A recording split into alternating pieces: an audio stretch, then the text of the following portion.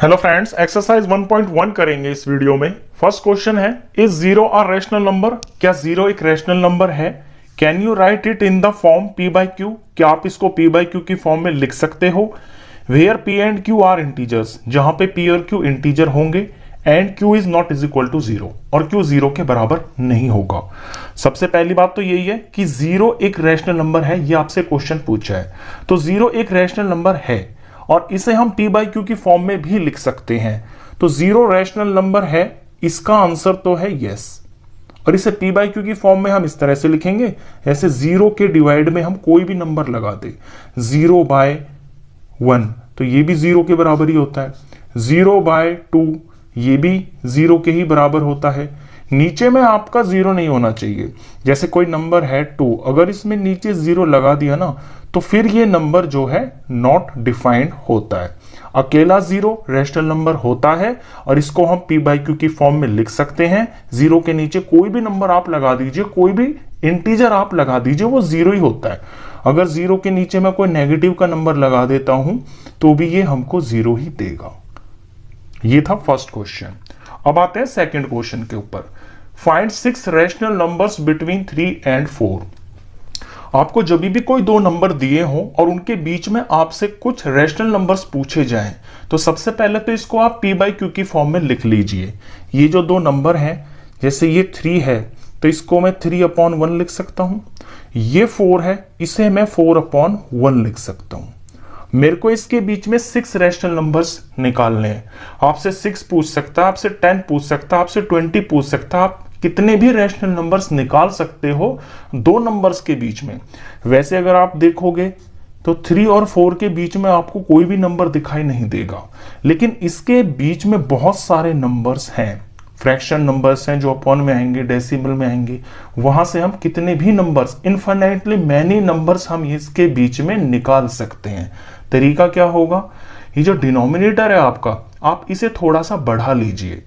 जैसे यहां पे 1 है तो मैं इसे अगर 10 टाइम्स कर लेता हूं तो फिर मुझे ऊपर भी 10 से मल्टीप्लाई करना पड़ेगा, क्योंकि मुझे इसको इक्वलेंट रखना है। इक्वलेंट रखने के लिए मैं यहां पे भी 10 रखूंगा। अब मैं इस क्वेश्चन का यहां पे जो डिनोमिनेटर है ये 10 बना रहा हूं और ऊपर 3 10s 30 हो गया। इसी तरह से अगला जो नंबर आपको दिया होगा उसका डिनोमिनेटर भी सेम वही होना चाहिए जो आपने यहां बनाया है। तो यहां मेरे को 10 से ही मल्टीप्लाई करना पड़ेगा। तो इक्वलेंट रखने के लिए ऊपर भी मेरे को 10 से करना पड़ेगा। 4 10s ऊपर में हो गया है 40 और नीचे में हो गया है ये 10। अब ये नंबर मेरा एनलार्ज हो गए, 3 और 4 की जगह पे 30 और 40 हो गया है, लेकिन इसके नीचे में 10 आ गया है, यानी 30/10 और 40/10। अब 30 और 40 पे आपको फोकस रखना है, ये तो सेम हो ही गए हैं। 30 और 40 के बीच में जितने भी नंबर्स आते हैं उनमें से कोई भी आप 6 नंबर्स यहां पे रख सकते हो। जैसे 31/10। अभी 10 आपको हर बार लिखना होगा क्योंकि जो नंबर बना है वो ये 30/10 के आगे जो लिखा जाएगा वो 31/10, 32/10, ऐसे 39/10 तक के नंबर्स आप यहां पे लिख सकते हो। 30/10 को नहीं लोगे, 40/10 को नहीं लोगे, क्योंकि आपसे बिटवीन पूछा है। तो आपके आंसर्स हो जाएंगे 31/10, 32/10, 33/10, 34/10, 35/10।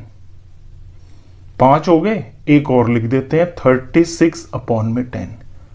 अगर आपसे यहां 9 भी पूछता तो 9 नंबर आपको यहां पे मिल जाते।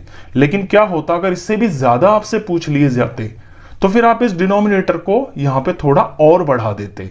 अगर यहां पे 30/20 कर देता, सॉरी, जब हम इसके डिनोमिनेटर को 20 बनाते तो यहां 20 से मल्टीप्लाई करते, यहां 20 से करते, तो ऊपर में 20 से मल्टीप्लाई करने से ये 60 बन जाता और यहां 20 से मल्टीप्लाई करने से ये 80 बन जाता।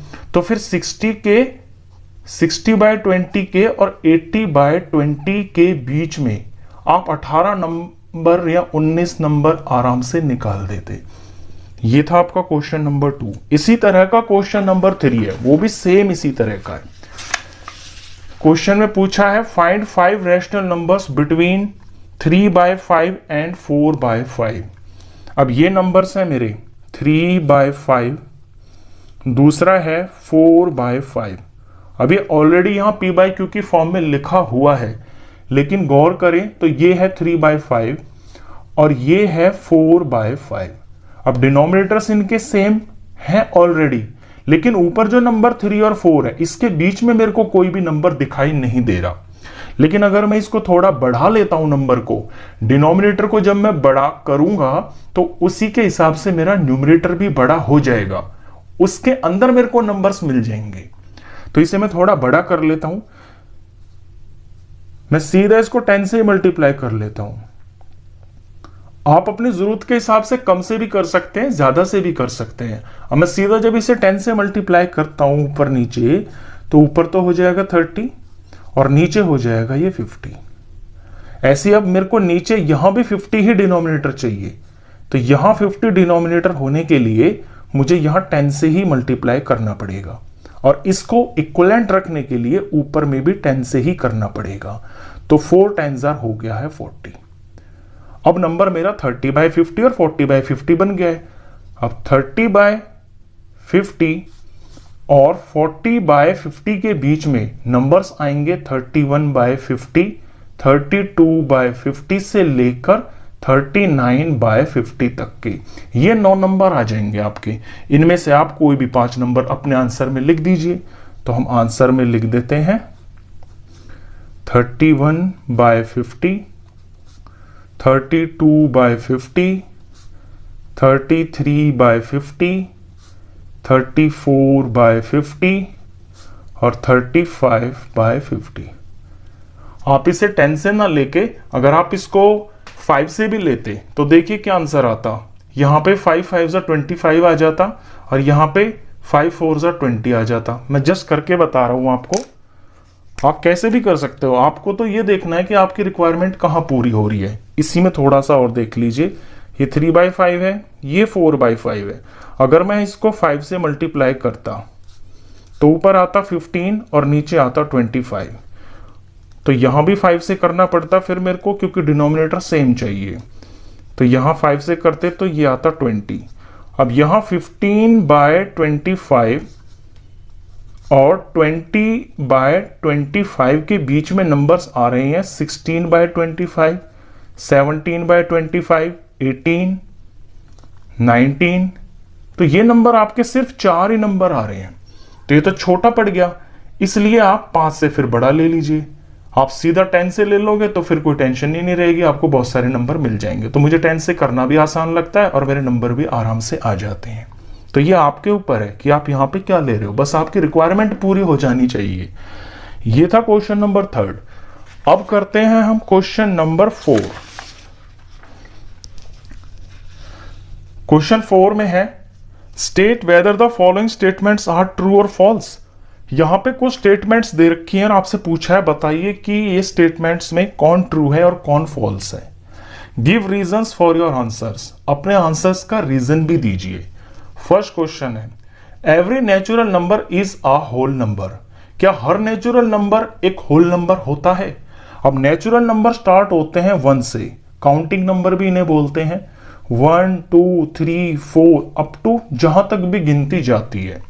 और होल नंबर होते हैं जो 0 से स्टार्ट होते हैं और 0 के बाद में फिर ये counting numbers 1 2 3 4 and so on. तो ये तो है नेचुरल नंबर्स और ये है होल नंबर्स। अब क्वेश्चन कह रहा है क्या हर नेचुरल नंबर एक होल नंबर होता है? तो आप नेचुरल नंबर देखिए 1 से स्टार्ट हो रहे हैं और होल नंबर के अंदर भी यहां पे 1 से आगे की गिनती चल रही है। तो जितने भी ये नेचुरल नंबर्स हैं ये होल नंबर के अंदर तो लाई करते हैं। तो हर नेचुरल नंबर होल नंबर होता है, ये इसका आंसर है। यस, ऐसा होता है। थोड़ा लैंग्वेज में लिख दोगे आप, यहां पे ट्रू पूछा है तो आप ट्रू लिखो कि हां ये बात बिल्कुल सही है, हर नेचुरल नंबर होल नंबर भी होता है। रीजन में थोड़ा आप ये लिख दोगे, जैसे मैंने यहां बताया ना कि जो कलेक्शन है, जो नेचुरल नंबर का जो कलेक्शन होता है वो होल नंबर के अंदर तो होता ही है, बस उसमें एक 0 एक्स्ट्रा भी होता है। इसी बात को आप थोड़ा लैंग्वेज में लिख दीजिए ट्रू, क्योंकि since the collection of whole numbers, the collection of whole numbers contains all natural numbers, contains all natural numbers। जब रीजन पूछा है तो फिर आपको लैंग्वेज में लिखना पड़ेगा। सेकंड पार्ट देखिए, every integer is a whole number. क्या हर इंटीजर होल नंबर भी होता है? तो पहले तो इंटीजर्स को देखिए। इंटीजर होता है आपका 0 और 0 से आगे चलने वाले positive numbers 1 2 3 and so on, जहां तक भी गिनती जाती है। और 0 से पहले नेगेटिव नंबर्स जो होते हैं -1 -2 -3, यहां लेफ्ट में जहां तक भी गिनती जाती है नेगेटिव में, ये सारे नंबर्स आपके इंटीजर होते हैं। तो इंटीजर को हम ऐसे भी बोल सकते हैं, all negative numbers, all positive numbers and 0। ये तो इंटीजर है। अब कह रहा है कि हर इंटीजर एक होल नंबर होता है। अब होल नंबर मैंने आपको बताया 0 और इसके आगे जो पॉजिटिव नंबर्स होते हैं ये होल नंबर होते हैं। लेकिन इंटीजर में तो जो है नेगेटिव नंबर भी होता है। तो क्या हर इंटीजर होल नंबर होता है? जवाब है नहीं, क्योंकि इंटीजर में तो नेगेटिव नंबर्स भी हैं। अगर मैं -3 को उठा लेता हूं और फिर पूछूं कि -3 क्या होल नंबर है, तो जवाब मिलेगा नहीं। तो इसका तो आंसर फॉल्स हो गया। तो इसका तो आंसर है फॉल्स। थोड़ा रीजन देना है तो रीजन के लिए हम एक एग्जांपल लिख सकते हैं। यही एग्जांपल ले लीजिए। रीजन में हम लिख सकते हैं कि -3